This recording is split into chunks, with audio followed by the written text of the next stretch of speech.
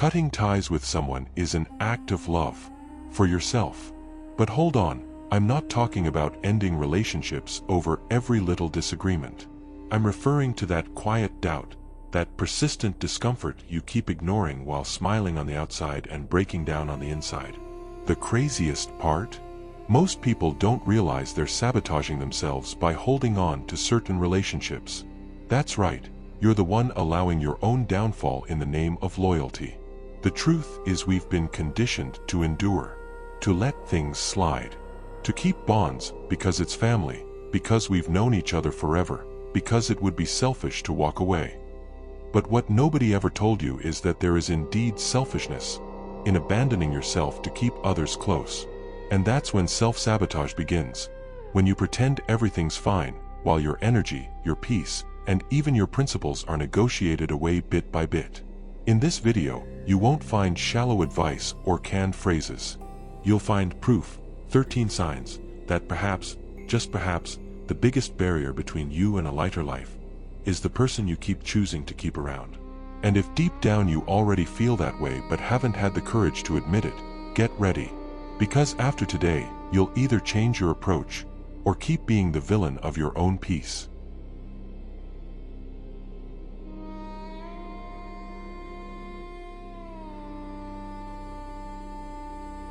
One, they drain your energy. Some people, after a simple "Hey, how are you?"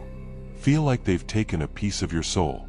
They turn every conversation into a one-way therapy session, just for them, of course.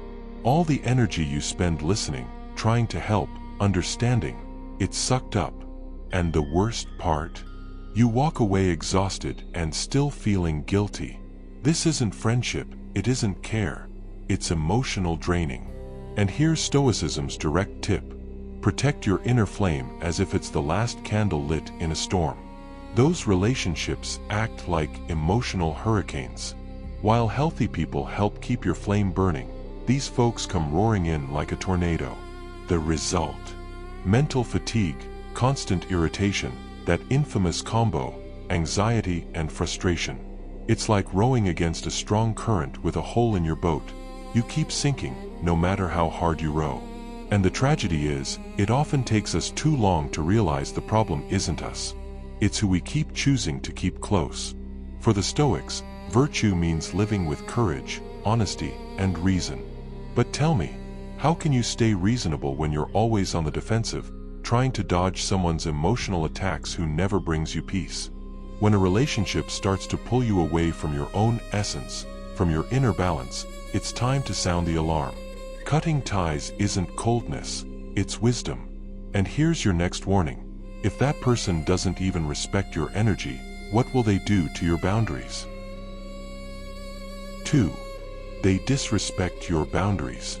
You know that person who always finds a way to cross every line you've set? Calling at odd hours, pushing uncomfortable conversations, or outright ignoring your "I don't want to talk about this." That, my friend, is a neon-flashing red flag. Boundaries are the invisible walls we build to protect our peace. When someone keeps jumping over that wall, it's not carelessness, it's disrespect disguised as closeness. Marcus Aurelius, one of the greatest Stoics, taught that virtue lies in acting with integrity. Part of that integrity is knowing how to say no without guilt or fear. Setting boundaries isn't rudeness, it's fairness to yourself. And yes, it takes real courage. Some people hate hearing no. But living well requires that firmness. You can't cultivate tranquility surrounded by people who think their desires are more important than your needs. Here's the reality. Those who truly respect you will respect your limits.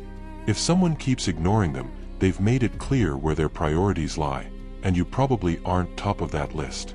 With each boundary they trample, a little more of your peace disappears. So ask yourself, how long will you pretend this doesn't hurt? Because if someone can invade your boundaries today, tomorrow they'll try to control your very essence. 3. They are emotionally abusive. Not all violence comes with shouting or bruises. Some of it creeps in softly, masked as concern, but it makes you question who you are. Ever dealt with someone who constantly criticizes you, manipulates you with guilt, or makes you feel like you're always wrong? That's emotional abuse, and it's insidious. It gradually eats away at your self-esteem until you can't tell where your own will ends and theirs begins. Stoicism is crystal clear here. Protecting your mind is protecting your freedom. Seneca warned about the danger of negative emotions that distort our view of reality. Guess what feeds on those distortions? Emotional abusers. They prey on your fears and insecurities, locking you into a roller coaster of manipulation with no escape. But you don't have to live in that toxic amusement park. The way out starts when you recognize the game and refuse to play the pawn. That isn't weakness, it's strength. Applying Stoicism here means learning to separate what you feel from what you choose to do with it. You can feel pain, but still choose to act with reason. And when you decide to leave that relationship, it's not running away, it's liberation. Next stop on this journey. If the emotional damage is severe, imagine what happens when abuse turns physical. 4. They are physically abusive. There's no room here for doubt, negotiation, or hope for change. If someone has ever raised a hand against you, this conversation ends here. Stoicism honors virtue and self-preservation. And there is nothing virtuous about tolerating physical aggression. No school of philosophy recommends staying in a situation where your safety is at risk. It's like sitting in a burning house hoping meditation will put out the fire. Leave. Right now. It's heartbreaking how often victims convince themselves it was just a slip, an exception, or even their own fault. Don't be fooled. Any form of physical violence is an outright violation of your dignity. There's no logical reason to accept it. Stoics speak of facing pain with courage, but never of throwing yourself into harm's way. True courage is leaving and seeking help, because you deserve to live in peace, not fear. And you don't have to go through this alone. Reaching out to friends, family, or professionals is a sign of strength, not weakness. Stoicism values resilience, but also reason. And nothing is more reasonable than choosing to preserve your life. And if your body has already been harmed, just imagine what happens when that same person starts eroding your trust with lies, betrayals, and empty promises. 5. They're dishonest and unreliable. A relationship without trust is like a bridge without supports. Sooner or later, it collapses. When someone lies, cheats, omits facts, or simply fails to keep promises, the bond unravels. Truth ceases to be the foundation. It becomes optional. And living in constant doubt, sneaking peeks at hidden messages, or piecing together half-truths, that's not living. It's surviving. And it's the opposite of what Stoics call a virtuous life. Marcus Aurelius taught that integrity should guide our actions, and truth should be the compass of our conduct. And here's the catch. That applies both to you and to those you choose to surround yourself with. Dishonest people don't just wreck your peace, they distort your sense of reality. You start doubting others, and eventually yourself. The most dangerous part? That confusion leads you away from clarity, from reason, and ultimately, from your own essence. You deserve to surround yourself with people who speak what they feel, do what they say, and honor the trust you grant them. When that's missing, Stoicism teaches that the answer isn't trying to change them, but changing your own stance. And sometimes, the wisest move is to walk away. Because if the foundation of your relationship is lies, what will the next pillar to fall be? Perhaps responsibility, and then everything becomes someone else's fault. 6. They always play the victim. Some people are stuck in an endless loop of "the world is against me." Nothing is ever their fault. If they lost their job, it was the boss's doing. If they argued with someone, it's because the other person was insensitive. If things aren't going well, it's the universe conspiring. And you, poor soul, become the audience, or worse, their unpaid therapist, for this self-pity show. The ironic part? These folks seem to feed on the drama they create, dragging you down with them. Stoicism cuts straight to the point here. Take responsibility for your own life. Epicteto said it's not what happens to you that matters, but how you respond.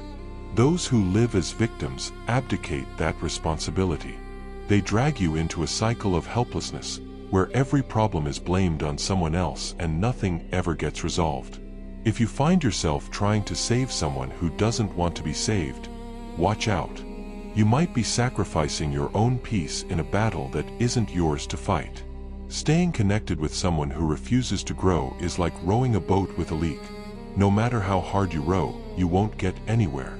Worse, you'll sink together. Stoicism invites you to shift your focus from others' complaints to your own serenity. Once you do, you'll realize how much of your energy was wasted in vain. And if their constant victimhood already drains you, imagine what happens when that person is always surrounded by drama. 7. They are drama magnets. Some people seem to have a lifetime subscription to chaos. Wherever they go, drama follows. There's always a fight, a scandal, a gossip session, or some problem that only happened because someone is jealous. Life becomes a constant reality show, and you, unwittingly, become an extra in their exhausting storyline. These people are walking storms. And if you're not careful, you'll find yourself living under clouds that aren't even yours. Seneca, with his Stoic elegance, already warned about the dangers of gossip, turmoil, and losing focus. And he wasn't exaggerating. When you get involved with someone who lives in conflict, your energy gets drained trying to put out fires that weren't yours to begin with. Constant drama distorts your perception, exhausts your mind, and pulls you away from what truly matters. And the worst part? You start confusing intensity with depth. Spoiler, they're not the same thing.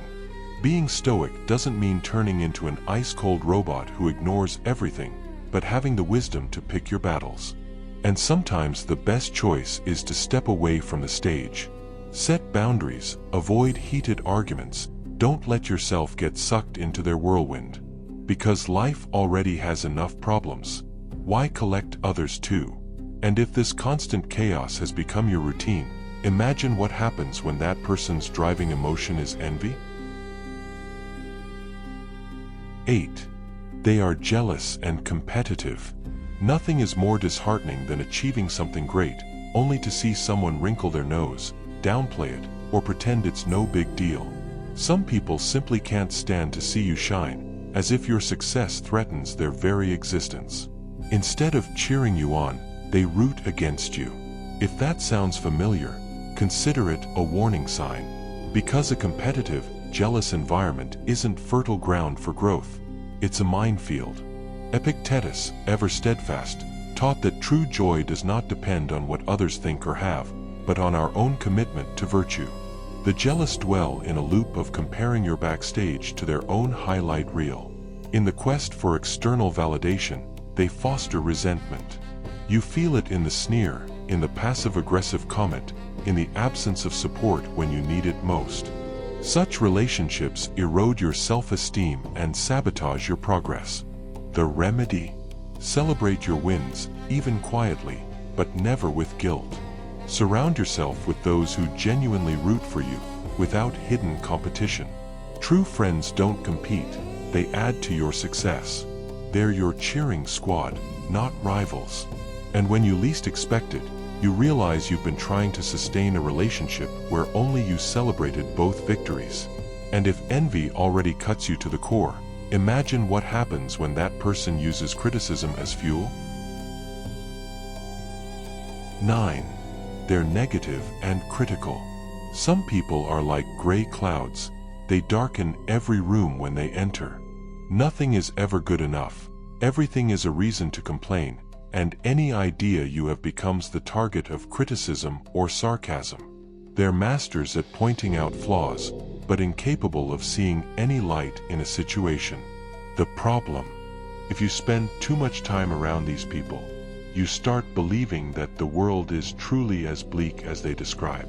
That mindset is highly contagious. Marcus Aurelius argued that the mind needs to be trained to see the good even amid adversity. The truth is, if you're not careful, others' pessimism becomes your own filter. Constant criticism wears down your sense of worth, making you doubt your own abilities and ideas. It's subtle, but dangerous. And then you wonder, am I just too sensitive, or is this person constantly pouring corrosive acid on everything? The Stoic antidote: gratitude, perspective, and boundaries. Cultivate the habit of acknowledging what is good, celebrating small victories, and, most importantly, choose carefully with whom to share your dreams. Not everyone deserves access to your enthusiasm. And if criticism has become their default mode, imagine the harm when they only take from you, never giving anything back. 10. They always take and never give. A healthy relationship is like a well-choreographed dance. There's give and take, rhythm, partnership. But when only one person makes all the moves, the dance becomes dragging. Some people are experts at receiving your attention, your time, your energy. But when you need a shoulder to lean on, advice, or even just a "I'm here," they vanish. Worse, they often disguise this as neediness, making you feel guilty for not meeting their endless demands. Seneca said that true friendship is built on mutual support. There is no virtue in a relationship where only one side does the giving. Don't be fooled. This dynamic drains you and eats away at your spirit. You start feeling used, invisible, emotionally exhausted. Before you know it, you're in a connection where giving is an obligation and receiving is a luxury you rarely experience. So how long will you normalize this imbalance? The solution: bring rationality into the equation, just as the Stoics taught. Notice the patterns, acknowledge the lack of reciprocity, and ask yourself, does this relationship help me grow, or does it consume me? It's not about cutting everyone off, but about prioritizing those who prioritize you. When giving and receiving balance out, the relationship flows. But if only you provide, sooner or later, you'll collapse. And if this balance is already broken, imagine the sting when that person also makes you feel bad for simply being yourself. 11. They make you feel bad about yourself. Some relationships act like dirty mirrors. They distort your reflection, making you look smaller than you are. You know the type, always ready with a cutting remark, mocking your choices, comparing you to others, never acknowledging your strengths. Gradually, you begin to ask yourself, am I really good enough? This kind of relationship isn't honest, it's sabotaging. And if it's chipping away at your self-esteem, it's pulling you farther from your true self. Epicteto taught us to separate what others say from how we choose to interpret it. This is where the power of your internal dialogue comes in. When you start absorbing destructive criticism as absolute truth, you lose control of your own narrative. But when you train your mind to respond with reason instead of insecurity, everything changes. You realize not every opinion deserves space inside your head. Some, in fact, deserve closed doors and silence. The Stoic path is one of inner strengthening. Feed your mind thoughts that uplift you, cultivate virtues that bring you closer to your best self, and set boundaries with those who try to diminish you. Because true friends help you grow, they don't make you shrink. And if constant criticism is already affecting your identity, imagine the damage when that person also tries to drag you into behaviors that go against your values. 12. They're a bad influence. Sometimes the problem isn't just what a person does to you, but what they do with your life. Some folks seem to have a special talent for pulling you away from what matters. They lead you to act against your own principles, repeat old mistakes, and postpone your goals. At first, it may seem harmless, a bit of fun here, a compromise there. But before you know it, you're doing things you'd never do if you were aligned with your own values. The Stoics were emphatic. You are responsible for your choices. Seneca said we should seek friendships that uplift us, not drag us down.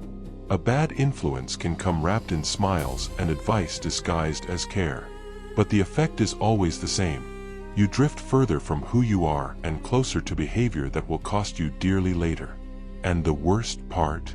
Those people rarely suffer the consequences alongside you. They only accompany you to the edge of the cliff. Part of Stoic wisdom is choosing your companions wisely. This isn't emotional elitism, it's self-protection. Set boundaries, limit contact, say no with conviction. And most importantly, invest your time in people who share your values, your dreams, your vision of the world. Because when your environment changes, you change too. And if a bad influence is already messing with your sense of direction, imagine what happens when even your gut starts whispering, something isn't right here. 13. Your instinct tells you something's wrong. Some things you can't explain. You just feel. A weird tightness in your chest, an inexplicable tension, an inner voice whispering, something's wrong here. And even if the person doesn't shout, doesn't hit, doesn't directly criticize, you sense it doesn't fit. You leave their presence feeling weighed down, as if you left a part of yourself behind. Ignoring that signal can land you in situations your rational mind couldn't foresee. The Stoics valued reason, yes, but also self-awareness. Knowing how you feel, understanding your values, and recognizing discomfort is a daily exercise in wisdom. Intuition isn't guesswork, it's a refined reading of emotional reality. When your body or mind starts sending you alerts that something's off, it's time to pause and reflect. Journaling, meditation, or talking with a trusted friend, any of these can bring the clarity you need. Deep down, you know what must be done. Perhaps you don't want to face it. Maybe you're waiting for another sign, a final piece of proof. But most of the time, the signal has already arrived, from within. Stoicism teaches that preserving your peace is an act of courage. And sometimes that courage begins with the simple act of listening to yourself. Because if even your instinct is begging you to leave, what more do you need to take action? In the end, the question was never, should I cut this tie? But, how long will I keep harming myself to keep this relationship alive? Tough, right? But necessary. Every time you choose to keep someone who hurts you, you also choose to give up who you could be. And the truth is, no one finds peace carrying the weight of relationships that only drag them down. So here's where you step in. How many of these signs did you recognize? How many have you ignored out of fear, guilt, or habit?